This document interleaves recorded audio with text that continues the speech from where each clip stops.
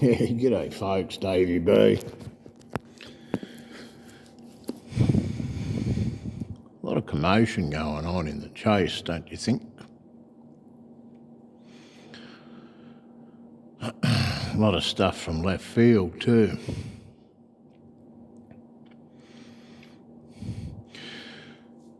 Mario put another video together there this morning.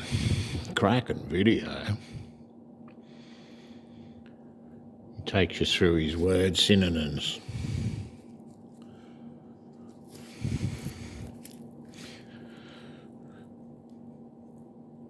I've got an idea for folks that are grasping. I'm still calling Forrest a fraud, a liar, a cheat.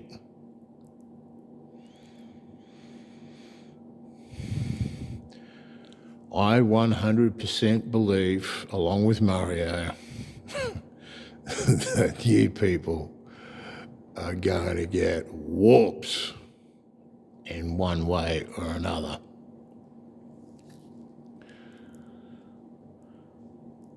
I want to make it perfectly clear that when Mario and myself speak, it's purely to do with Wyoming.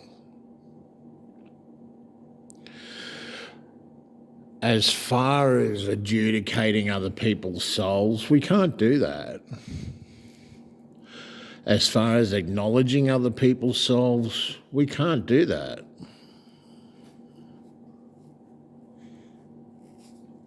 Only Forrest can. Hell, what if Forrest hid 2,000 chests all over the Rockies?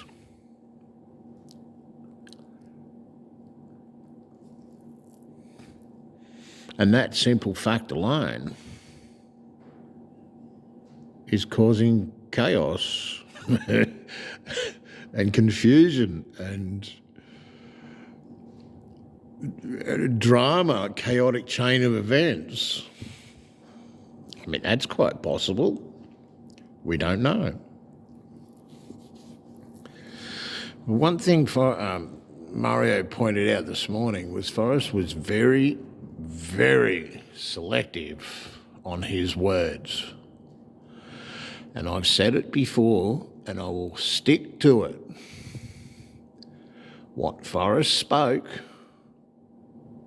how he spoke, and his pre-selected statements attaining to questions was a pre-designed, predetermined, pre-worded answer. And it alone was designed to cause chaos. Let's analyse a few of the statements made by Forrest.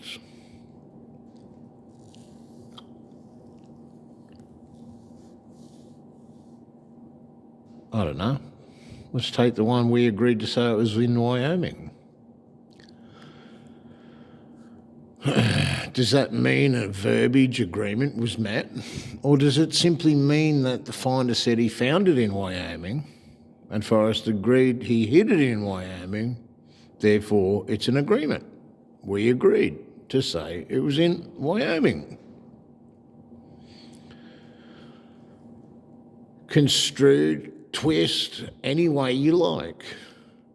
Forrest is the only person with the answers.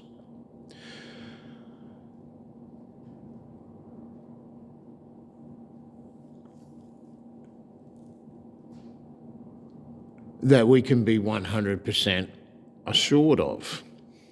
He's designed this whole chase, and there's a method and there's a reason behind it.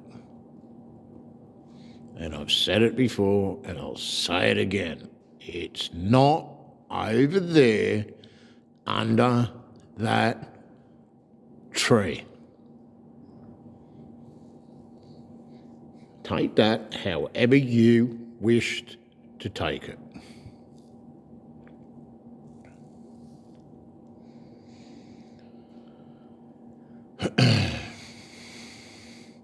There is one specific place Forrest hid. Let me rephrase that. Forrest wanted us to find.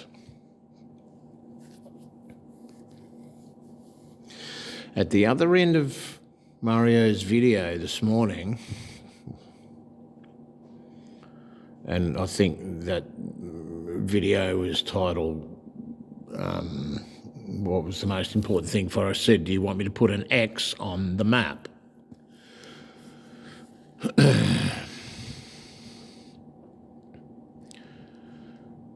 Placing an X on the map, like pirate treasure, there's never an X on the map. Indiana Jones, there's never an X on the map. It's never that easy. Forrest put an X on the map. It was designed like that, but you cannot find that X until you solve the poem.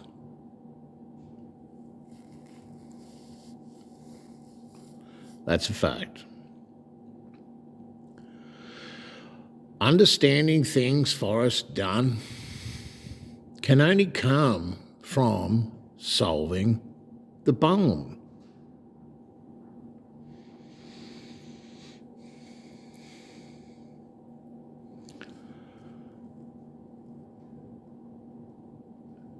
In the end of, I can't remember what movie it was, but Blondie was in it. They're in the circle. They're about to go for the shootout.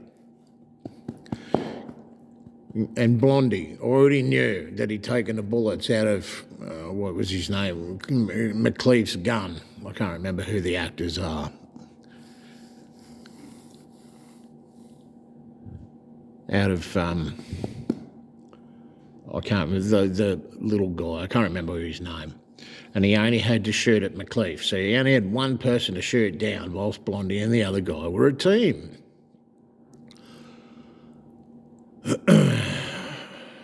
I think that shootout's taking place right now.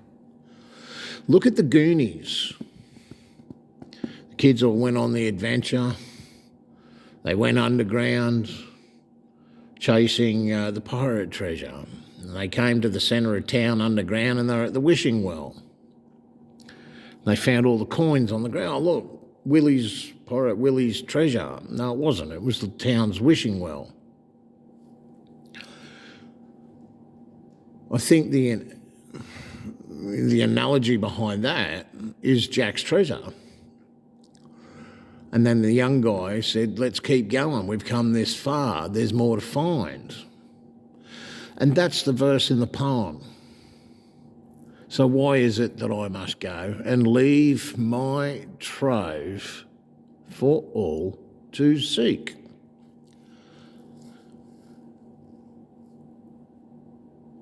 There is no video to this, guys. Sorry, at 8 minutes in, I'm only telling you that. I'm not feeling great. I've had heat stroke the last few days.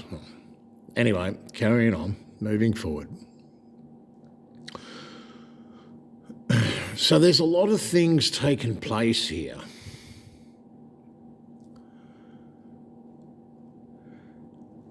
I'm going to throw something out there. And it's a what if. Mario drew the attention this morning that in the AGK's interview that they'd done, and Mario points that video out this morning, after 70 years, and this is after the age of 9, mathematically that's 79 years old, and that comes to the 79 or 80. What if Forrest had a little spot somewhere out in the mountains, and every time he found something, he'd just drop it down a hole?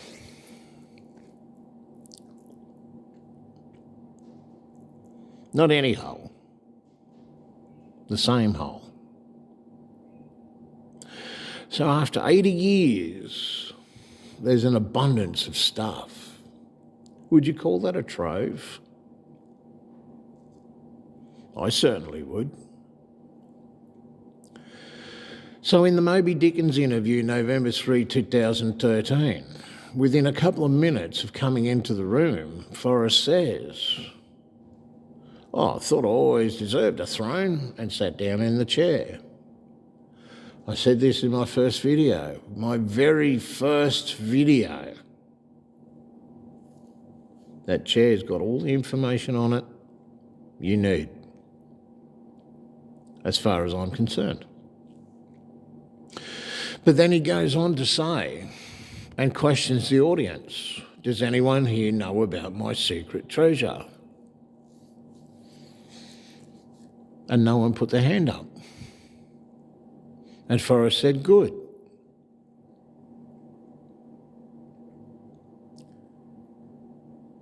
Just give you a second to think about that. And then he proceeded with the thrill of the chase. No one knows about Forrest Fenn's secret treasure because he's never told anybody.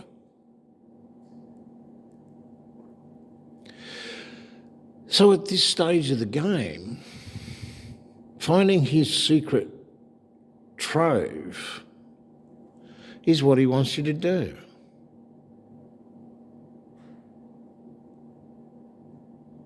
Has got nothing to do with a chest of gold. It's his secret trove. The one in the dust cover on the left-hand side when you open the first page of the book, the cover of the book. It's on the dust cover. Inside these pages are hints or clues.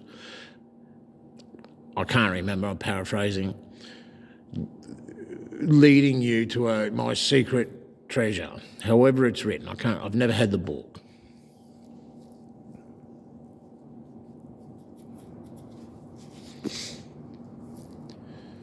One of the things Forrest also says is if you do not have warm waters halt, you have nothing. I'll repeat that. Nothing. I'll repeat it once more. Nothing. It does not matter how good your soul is, how pretty it looks, what's involved, how it's all tied together. If you do not have warm waters halt, you have nothing.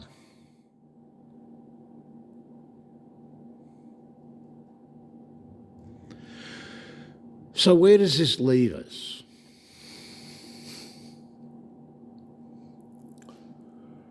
Mario done another video a few days back and he graphed it all out. And it was like, if you start with nothing, you've got to finish with nothing. It doesn't matter what you've got in between. If your footings aren't good enough, it doesn't matter what you build on them. It doesn't matter, it's going to fall over. If you haven't got warm waters halt, you have nothing. It doesn't matter. It doesn't matter that you've got a warm waters halt. It does not matter. You have to have the warm waters halt Forrest wants you to have. Doesn't matter that you got this, or you've got that, or you've got this, or you've got that. It does not matter. If you do not have the correct warm waters halt, you have nothing. Now let me rephrase this as far as the trove is concerned. Again, I will reflect. There might be 1, 21, 221 chests out there. And everyone involved in the chase may have a chest. I'm not saying that's right. I'm just providing this information. What Forrest done was ingenious. I've said it 1 billion times. But he did not want you to find the chest. If you found a chest, it was there for the finding. He did not want you to find the chest. He wanted you to find his trove. So everybody out there with souls, you may very well be correct in finding a chest. But that is not what Forrest wanted you to find. If you do not have the correct warm waters hold, it does not matter. You have nothing.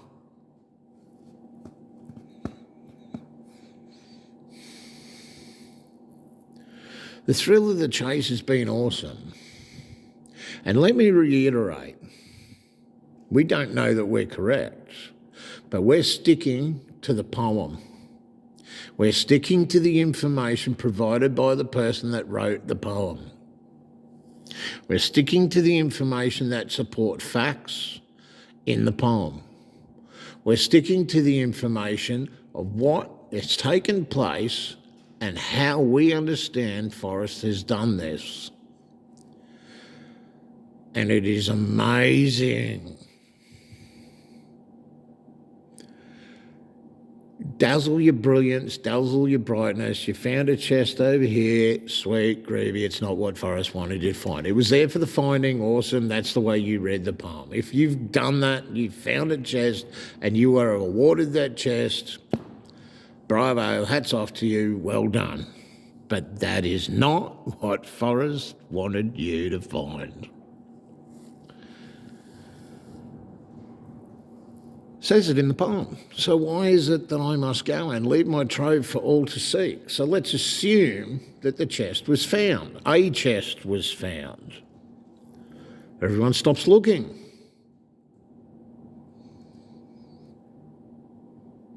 They all stopped, and that's exactly what happened. And then even in the end game, it came out that congratulations to those that kept looking, to those that kept searching.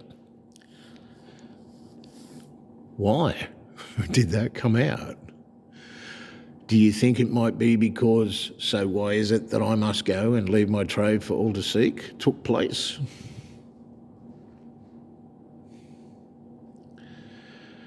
I think Forrest knew there were going to be cheats, there were going to be liars, there were going to be thieves, there was going to be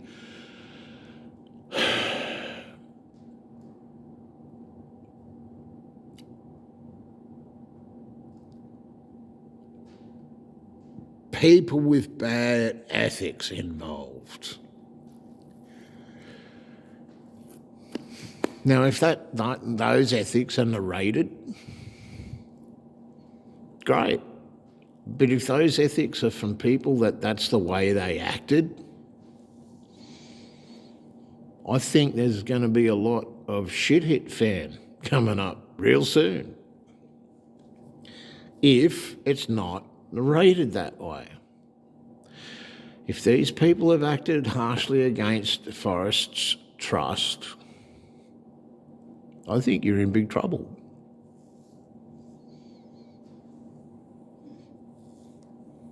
If it's narrated that way, then that's the way it's designed. There will be no trouble. Please understand what I am saying.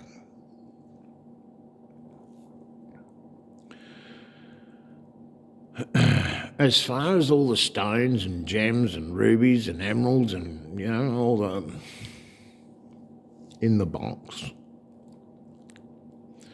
they're all birthstones. They're there for a reason. And each one of them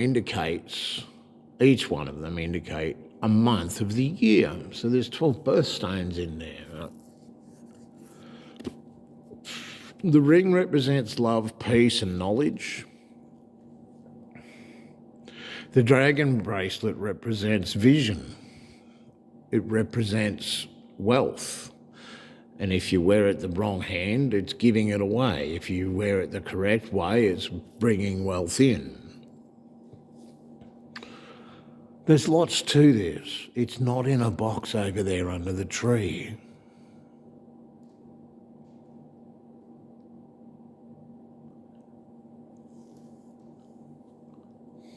I said a long time ago, Forrest has put us in a corner and boxed the hell out of us. He has slapped us silly over and over and over again.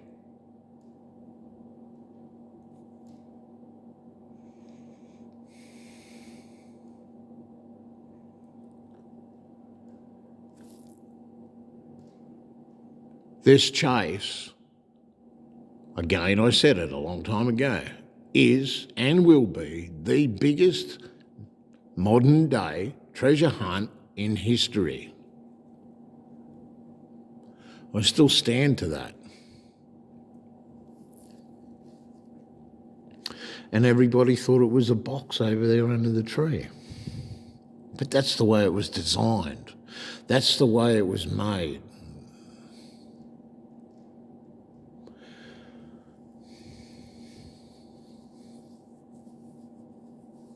I think there'll be some answers in the next few days, or a statement of some sort. So I agree with Street.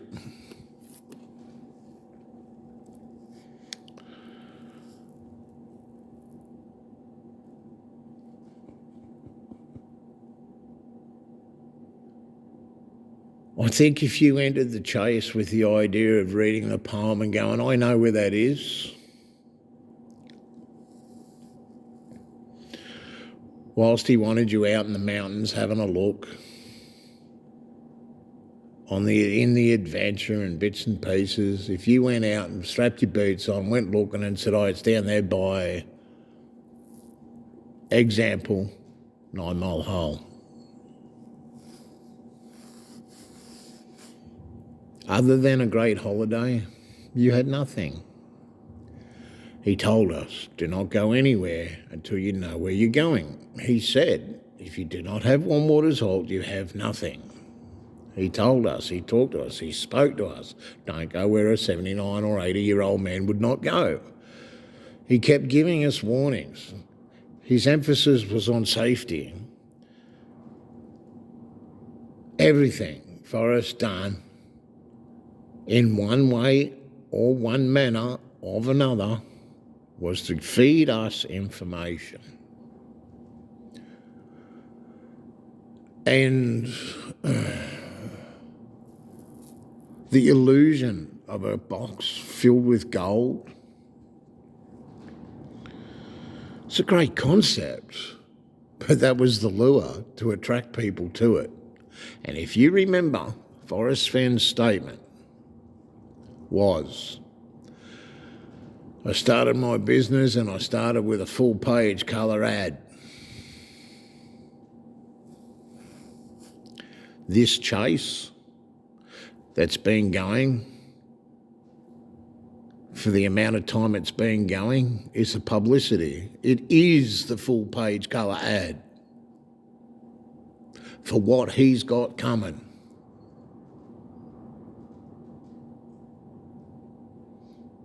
It ain't over there under that tree. It's that simple. Anyway, folks, I thought I'd throw that around. It's bloody hot here at the moment. It's 44, 45 degrees, 110, 108 Fahrenheit. I don't know, some hot. I'm trying to maintain